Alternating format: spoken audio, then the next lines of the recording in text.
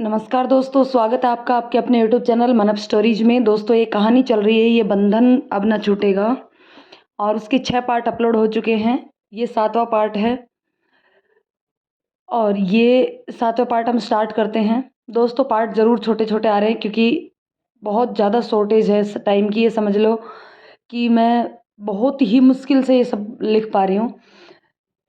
जैसे ही मेरा काम ख़त्म होगा उसके बाद पार्ट थोड़े लंबे आने लग जाएंगे। डोंट वरी, तब तक इसी से काम चलाना पड़ेगा आपको। तो चलिए कहानी स्टार्ट करते हैं। सूप का एक प्याला कबीर को पकड़ाकर उषा वहीं कबीर की बगल में बैठ जाती है। कबीर जो लैपटॉप पर कुछ सर्च कर रहा था, उषा की नज़रें लैपटॉप पर जाती है तो वह देखती है कि कबीर होटल्स के बारे में जानकारी एकत्रित कर रहा है। उषा ने कबीर से कहा कि कबीर, क्या हम कोई होटल खरीदने वाले हैं? कबीर ने कहा नहीं, और कबीर फटाफट से लैपटॉप की स्क्रीन को बंद कर देता है और अपने मन ही मन सोचता है कि कहाँ तो मैं उषा को सरप्राइज़ देने वाला था और कहाँ उषा को पता न चल जाए, कहीं मेरे बने बनाए प्लान पर पानी न फिर जाए। सूप खत्म करके उषा सूप के बर्तन वापस रसोई घर में रख कर फ़ोन उठाकर अपनी माँ से बातें करने लग जाती है और कबीर अपना लैपटॉप लेकर दूसरे कमरे में चला जाता है। लैपटॉप वापस ऑन करके काफ़ी जगह सर्च करता है, परंतु उसे समझ में नहीं आता कि घूमने के लिए कौन सी जगह सही रहेगी। कभी कभी सोचता है कि क्यों ना हम फॉरेन की ट्रिप करें, और यह सोचकर कबीर गूगल पर सर्च करता है best tourist palace in the world. Search result में एक जगह का नाम देखकर उसके बारे में सारी जानकारी एकत्रित करता है और सोचता है कि क्यों ना उषा को यहीं पर घुमाने के लिए लेकर जाऊं, और पूरी प्लानिंग करने की सोचता है। तभी उषा वहाँ आ जाती है और कहती है, कबीर, कल से नवरात्रा शुरू है। मैं चाह रही हूँ कि नवरात्रा के 9 दिन हमारे घर अखंड ज्योत जले। उषा की आवाज़ सुनकर कबीर फट से लैपटॉप वापस बंद कर देता है और मन में सोचता है, लो, फिर गया पानी। उषा, तुम रोज पूजा करती तो हो, फिर नवरात्रि में क्या स्पेशल है?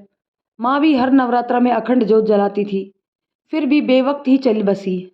कबीर ने दुखी होते हुए कहा। उषा कबीर के दुखी होने का कारण समझ जाती है। फिर कबीर के कंधे पर हाथ रखकर कहती है, नहीं कबीर, मेरी माता रानी में बहुत आस्था है और मैं माता रानी के व्रत हमेशा करती हूँ। तो मैं इस बार भी माता रानी के व्रत तो रखूंगी ही, लेकिन मैं चाहती हूँ कि अखंड ज्योत जलाऊं, साथ ही साथ माता रानी का जगराता भी करवाएं।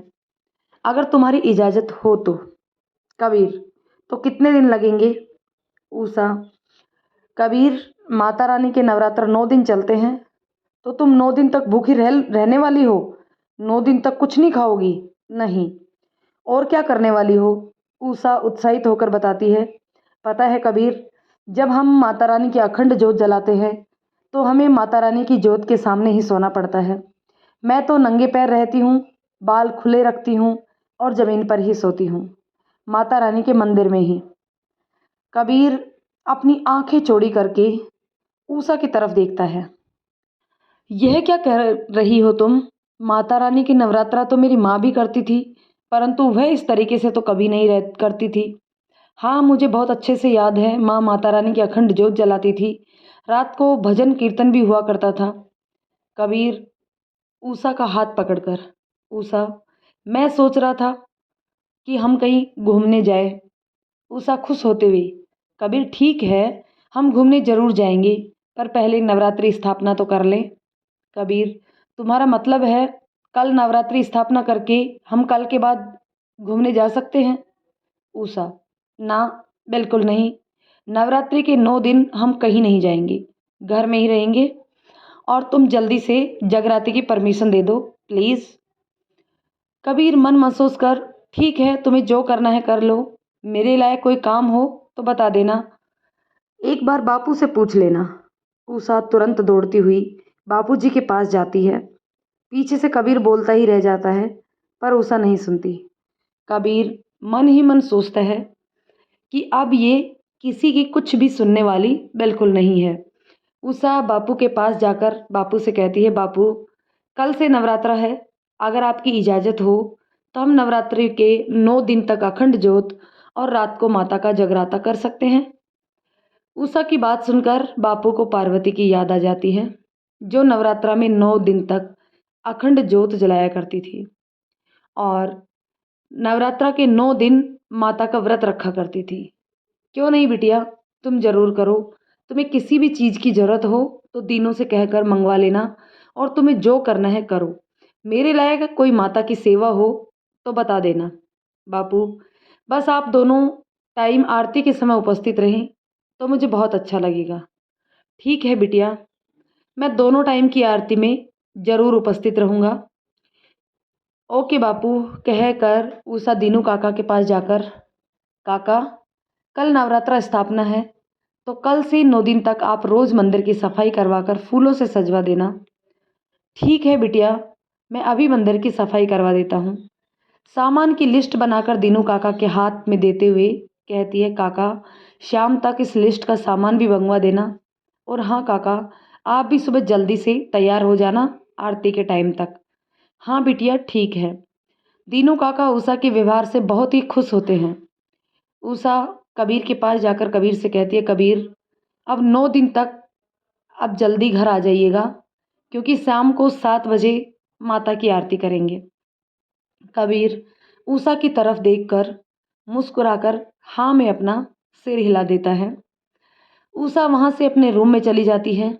उषा के जाने के बाद कबीर सोचता है, कहाँ तो मैं उषा को सरप्राइज़ देने की सोच रहा था, यहाँ उसने मुझे ही सरप्राइज़ कर दिया। चलो, अब 9 दिन बाद ही सरप्राइज़ के बारे में सोचते हैं। और एक ठंडी सांस लेकर अपना लैपटॉप बंद करके रख देता है। उषा दीनू काका के पास जाकर दीनू काका से, काका, यह काम आप ही अपनी देखरेख में करवाइएंगे, किसी के भरोसे ना छोड़ें, बाकी काम तो कोई भी कर लेगा, लेकिन प्लीज़ इस बार माता का मंदिर 9 दिन तक हर रोज़ अलग अलग कलर के फूलों से सजा हुआ होना चाहिए। दीनू काका उषा की तरफ देख कर कहते हैं, बिटिया, आज मुझे आप में पार्वती बीबी जी की अक्स दिखाई दे रहा है। उषा मुस्कुरा देती है। उषा अपने रूम में जाकर 9 दिन के लिए अलग अलग साड़ियाँ निकालती है और उनके मैचिंग की ज्वेलरी, चूड़ियाँ निकाल के अलमारी में सेट कर देती है कि उसे 9 दिन तक कौन कौन सी साड़ी, कौन कौन सी चूड़ियाँ, कौन कौन सी ज्वेलरी पहननी है। इधर दीनू काका नवरात्रा स्थापना की तैयारी में लग जाते हैं। पूरे मंदिर को सजाने के लिए फूल एकत्रित करवाते हैं। अगले दिन नवरात्रा का पहला दिन यानी कि नवरात्रा स्थापना। सुबह 4 बजे उठकर उषा फटाफट से नहाकर तैयार हो जाती है।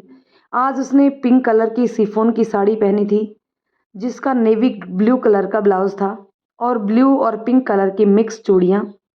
गले में एक बहुत ही प्यारा सा नेकलेस या यूँ कहें मंगलसूत्र, माथे पर गुलाबी बिंदी। जैसे ही तैयार होकर बाहर आती है तो कबीर की आंखें फटी की फटी रह जाती हैं। कबीर ने आज से पहले उषा को इतना खूबसूरत कभी नहीं देखा था। हालांकि उषा बहुत सुंदर लगती थी, परंतु आज उसका कुछ अलग ही रूप देखने को मिला था कबीर को। आज उषा के अंदर देवी नजर आ रही थी। कबीर को अपनी तरफ देखता पाकर उषा की नज़रें झुक गई और कबीर उसके पास आकर कहता है, आज तो तुम सच में बिल्कुल देवी माँ लग रही हो। तुम्हारे चेहरे पर एक तेज चमक रहा है। उषा कबीर से, आप जल्दी तैयार होकर नीचे आ जाओ, हमें पूजा करनी है। तुम तैयार होकर आओ, तब तक मैं मंदिर में माता रानी की सजावट करती हूँ। उसने माता रानी के लिए नए कपड़े खरीद लिए थे। उसने माता रानी को नए कपड़े पहनाए। लाल चुनरी ओढ़ाने के बाद माता रानी की मांग में सिंदूर, माथे पर बिंदिया, गले में फूलों का हार, आँखों में काजल, हाथों में चूड़ियाँ, पैरों में पायल आदि पहना दिए और उन्हें निहारने लगी। आज मेरी माता रानी कितनी प्यारी लग रही है। और एक बड़ा सा दीपक लेकर उसमें घी भर दिया।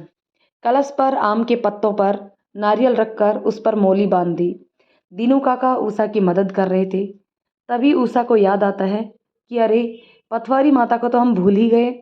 दीनू काका, एक मिट्टी का बर्तन लेकर आओ, उसके अंदर हम जौ बोएंगे जिसको पथवारी माता कहते हैं। दीनू काका बोले, हाँ बिटिया, नवरात्रा में पथवारी ना हो तो नवरात्रा के व्रत अधूरे ही रह जाते हैं। दीनू काका और उषा ने मिलकर मंदिर को बहुत ही अच्छे से सजाया। तभी कबीर नीचे आता है। कबीर ने वाइट कलर का कुर्ता पजामा पहना हुआ था। अब तक विजय जी भी तैयार होकर आ गए थे। आज विजय जी ने लाइट ब्लू कलर का कुर्ता और वाइट धोती पहनी हुई थी और धोती का एक किनारा हाथ में पकड़े हुए विजय जी जैसे ही पहुंचते हैं, उषा झुककर विजय जी के पैर छूती है। विजय जी ने उषा को दोनों हाथों से पकड़कर उठाते हुए उनके सिर पर हाथ फेरते हुए आशीर्वाद देते हैं, जीती रहो मेरी बिटिया, सदा सुखी रहो। उषा की नज़र विजय जी के चेहरे पर जाती है तो वह देखती है कि विजय जी की आंखों में नमी थी।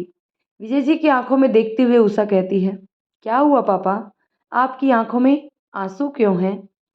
विजय जी मुस्कुराकर कहते हैं, बिटिया ये तो खुशी के आंसू हैं।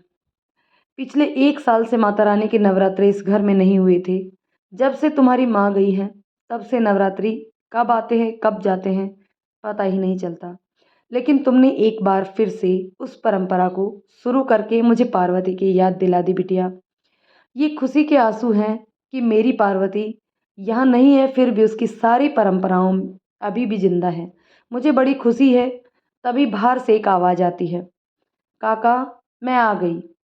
सभी चौंक कर दरवाजे की तरफ देखते हैं।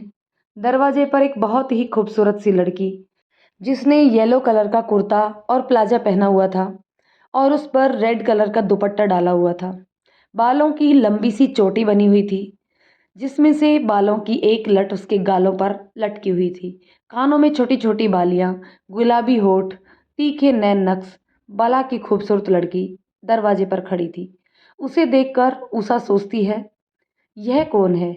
इसे तो पहले कभी नहीं देखा। तभी वह लड़की दौड़ती हुई विजय जी के पैर छूती है और कहती है, बापू प्रणाम। और फिर वह जाकर दीनू काका के पैर छूती है और दीनू काका के गले लग जाती है और पूछती है, कैसे हो काका, कैसे हो बापू।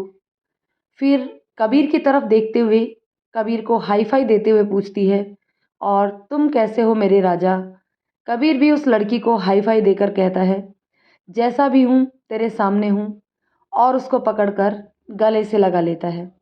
उषा सोचती है, कौन हो सकती है, इस लड़की को पहले तो कभी नहीं देखा। दोस्तों इस पार्ट को अब हम यहीं ख़त्म करते हैं। जानते हैं अगले पार्ट में वो लड़की कौन है, तो देखते रहिए अगला पार्ट भी। दोस्तों इससे पहली जो 2 कहानियाँ थी, कॉन्ट्रैक्ट मैरिज और हम प्यार तुम्ही से करते हैं, वो दोनों मैंने कॉपी की थी किसी की, लेकिन ये कहानी मैं खुद लिख रही हूँ। तो प्लीज़ कमेंट करके ज़रूर बताइएगा, और अगर कोई कमी रही हो तो प्लीज़ उसका सजेशन भी दीजिएगा।